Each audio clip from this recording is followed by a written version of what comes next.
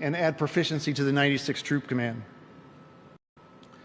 Then, of course, came the FORSCOM arms inspection. You guys didn't just pass it, you passed it with accolades. That's proof of disciplined systems, expert staff, and leaders who understand that readiness is not an event, it's a culture.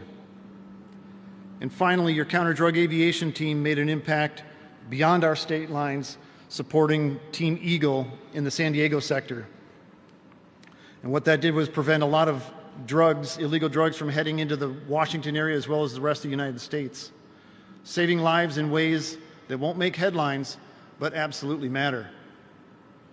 Jay, your time in command leaves behind a formation that's sharper, stronger, and more respected across the Army aviation enterprise. You've built momentum, and you've done it with humility, trust, and focus. Thank you for your leadership and your service to this organization, and good luck in the future.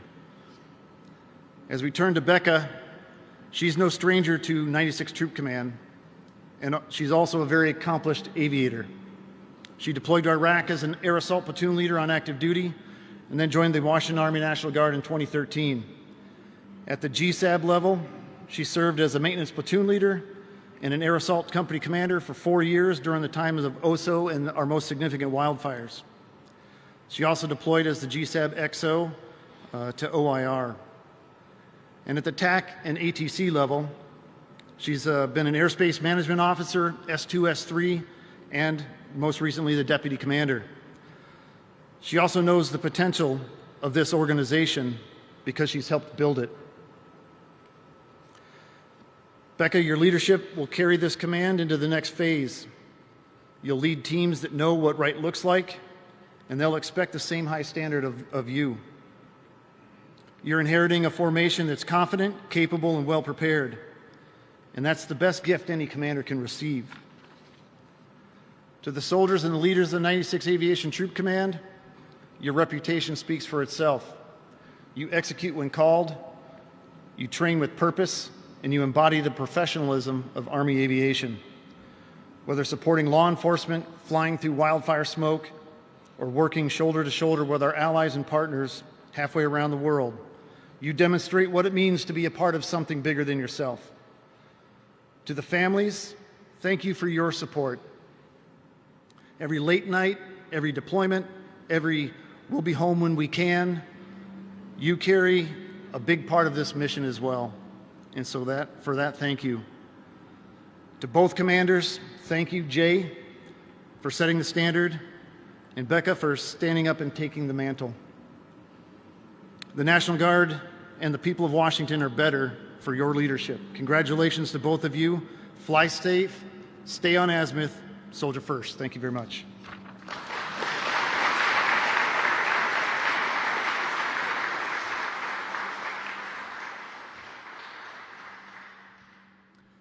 Ladies and gentlemen, the outgoing commander of the 96th Aviation Troop Command, Colonel De La Vega.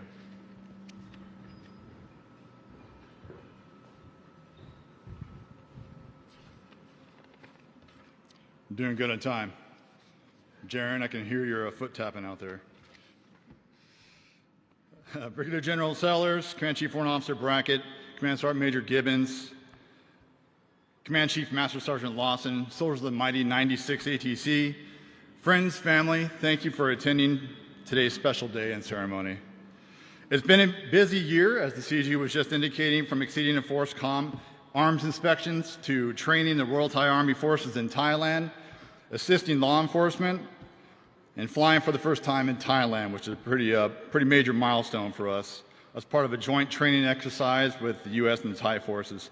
Side note, even though you had to tough it out in Yokota Air Base, Japan, I'm on to you, for an extended time as the C-17 used to transport our aircraft mysteriously broke without the ability to get parts.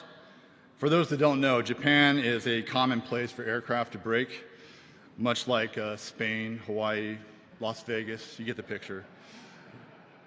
I heard it may have been karaoke or maybe the whiskey that interfered with starting the engines.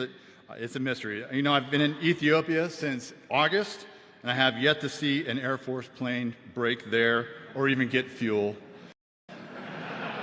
It's a mystery, but I digress. I want to start off by saying thank you to the 96th ATC, which includes the 168 GSAB, the Charlie 112th and Det 51 for what you do to this great organization and make it run so smoothly and efficiently. Other than the 10th CST and the 205th, I have to say this is the only other unit that executes missions and trains the Guard and the active duty tenant units here on Giblin throughout the month outside of the drill, which requires our personnel to give a whole lot more of their time, which is precious, to come in and work outside of drill, and I truly appreciate that. In fact, we all do. I've often said over the years, and this is by no means a political statement, that our diversity is one of our core strengths that makes this team is what it is, and I still believe and see its continuous examples of success. We have all walks of life in this formation, from police officers to firefighters, small business owners, teachers, commercial pilots, mechanics, IT nerds. I can say that because I used to be an IT nerd myself. We have jointly serving spouses, brothers, sisters, parents currently serving with their children in this formation. Children that I've seen walk through this very hangar from a very early age, which is very strange and very unique to the Guard. We have soldiers from all over the world, from born and bred Washingtonians to soldiers from Thailand, Uganda, Democratic Republic of Congo, Hawaii, Puerto Rico, Canada, and yes, Canada counts, just to name a few. And it comes with their upbringing, their work ethic, and their strengths. It amazes me continually that you can outperform your active duty counterparts with your FMC and flight hour execution with just a fraction of the full-time and part-time force. I'd have to say this is a strength of the Guard, unique to us. We grow up, we stay together for years. We hone our skills, our knowledge, our teamwork. And as a father, and I freely admit a guy that's getting up there in years, I often worry about the younger generations. Will they be up for the challenge to embrace the culture, learn, and be the subject matter expert that future generations lean on and trust to lead them? Fortunately, I continue to see shining examples of our younger soldiers taking this aviation profession seriously. It gives me that trust and confidence that we're going to be okay. I love to come out to this hangar floor and see mechanics reading a manual or a work package and doing maintenance by the book. You can never go wrong doing things by the book, which is the standard. On the point of younger generations, and this is going to sound weird, I recently had the pleasure of reading and approving many awards from your AT this past summer in Yakima.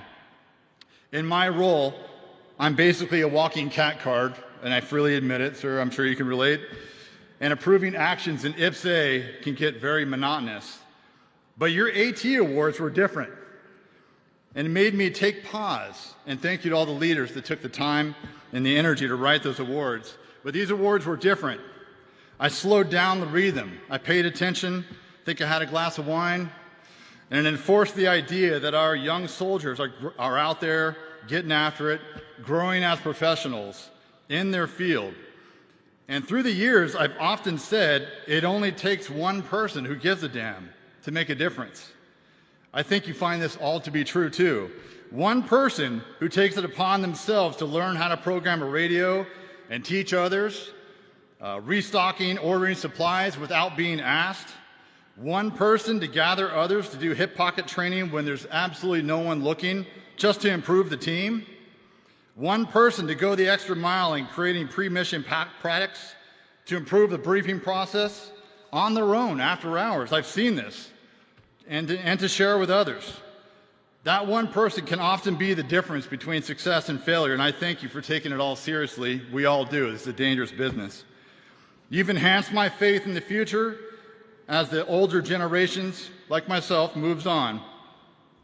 Along with having faith in the organization in this future, as I move out to pasture, I am supremely confident in the team we have here today that will continue to drive success into the future. You know, times can be chaotic and stressful. An aircraft can be broken anywhere, perhaps on the side of a mountain like it happened recently. It's going to be okay. We have a Ben Boswell I know you're out there. Do you know him? You should know him. He's going to ensure the aircraft is repaired by the book. He's an absolute stickler for standards, as you know, and we need him for that. Hey, what if we need a $1.5 million replacement engine or a rotor head that's back ordered for a year? Very common. It's all right. We have a floor Gooch Flux from France. As she liked to tell me, from the original France, not French-Canadian. Unique distinction there. She's extremely resourceful, systematic, and well-connected. She told me on several occasions when I asked her, hey, where did you get that engine?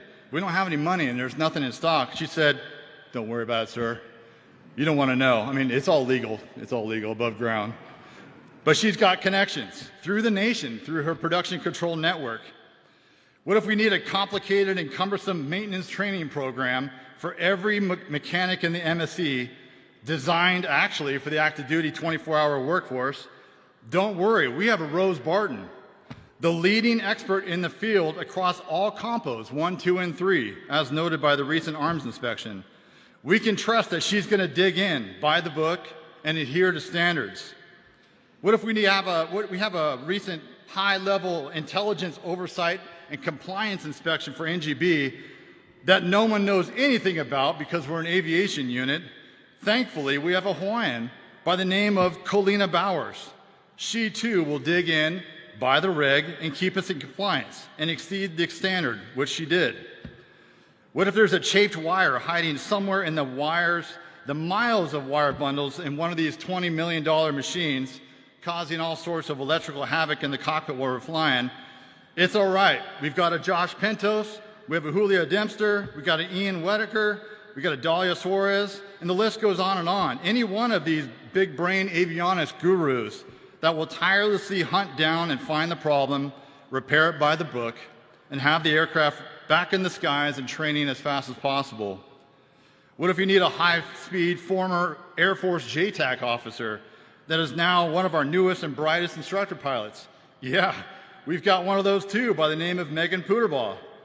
And she's a Jax Fitness instructor, or a beast rather, that will outperform 99% of the soldiers in this unit and in the Washington Army National Guard. She's amazing. The list of professionals goes on, and the common theme here is that they're all individuals that give a damn. And we're full of individuals who give a damn. To get the best in their craft, to be the best in their craft. All these people reinforce the idea that this unit is going to be all right well into the future, and I thank you for it. Find these people and strive to be like them. I have no doubt this professional organization will keep rolling along. As they say, the big green machine will keep rolling, right?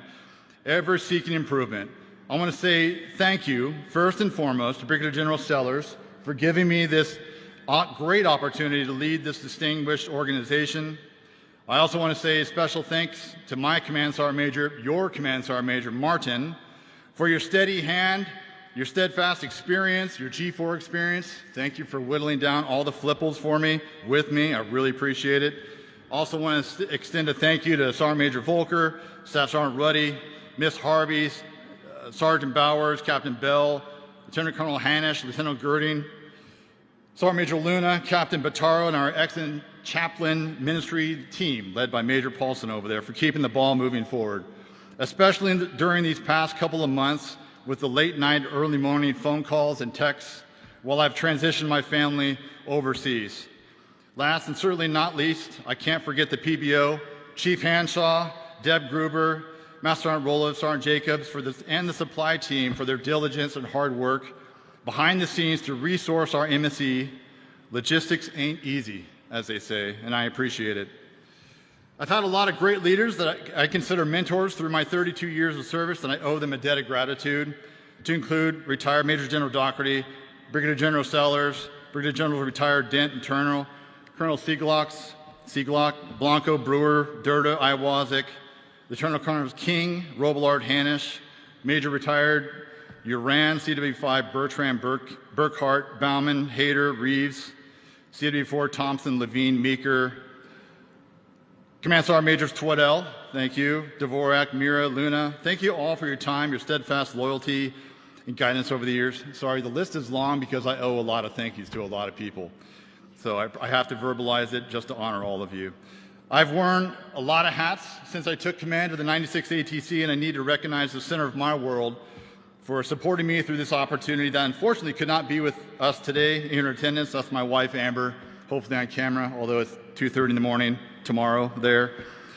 And amazing daughters, Aviana and Talia. Amber is the newly minted medical attaché and lead provider for the U.S. Embassy in Addis Ababa, Ethiopia, where we currently reside. She and my girls are here with me in spirit, and I can't thank them enough. Lieutenant Colonel Martinazzi, I know Becca to be a strong, trustworthy, and even-keeled leader. She's a natural people person and team builder, and as a traditional soldier, a perfect example of what a leader that has excelled in both her roles as a firefighter and her many roles in the military, all while taking care of her family. Good luck to you. You're in great hands here with great people, and I know you're the right person for the job. And lastly, to the soldiers of the 96th ATC, the schedule here is busy. It's still good for work-life balance while still getting the job done, but there's little time, because we are busy, to come together as a unit. You're all on the same team, so if I had some words of advice, it would be one of the secrets to my success is to surround yourself with good, knowledgeable people that you can trust and be there for others for the same reason. So take care of yourselves and your family. Falcon 6, signing off.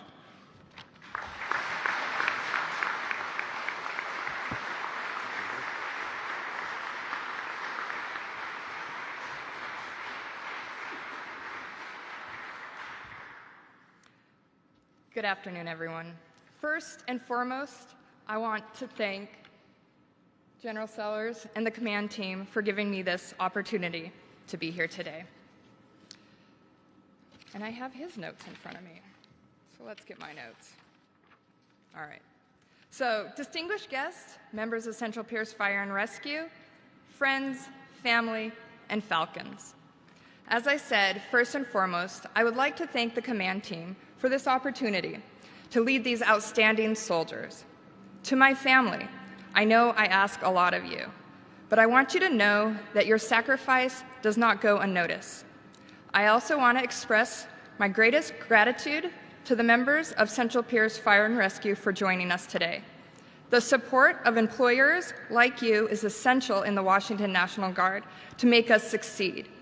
Falcons, I expect a lot out of you. I have witnessed firsthand your professionalism, hard work, and dedication. I will continue to uphold the highest standards of Colonel De La Vega. All policies and procedures remain in effect.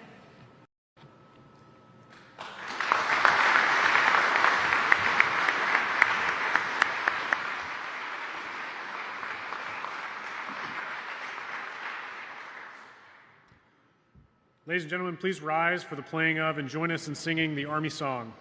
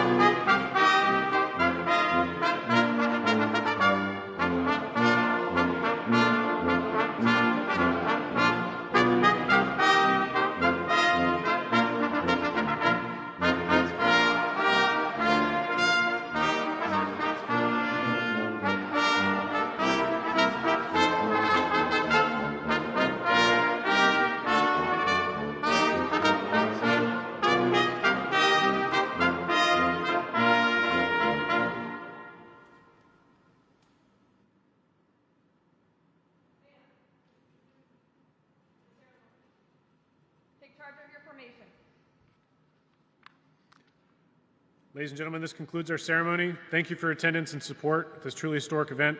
Refreshments are available behind the formation.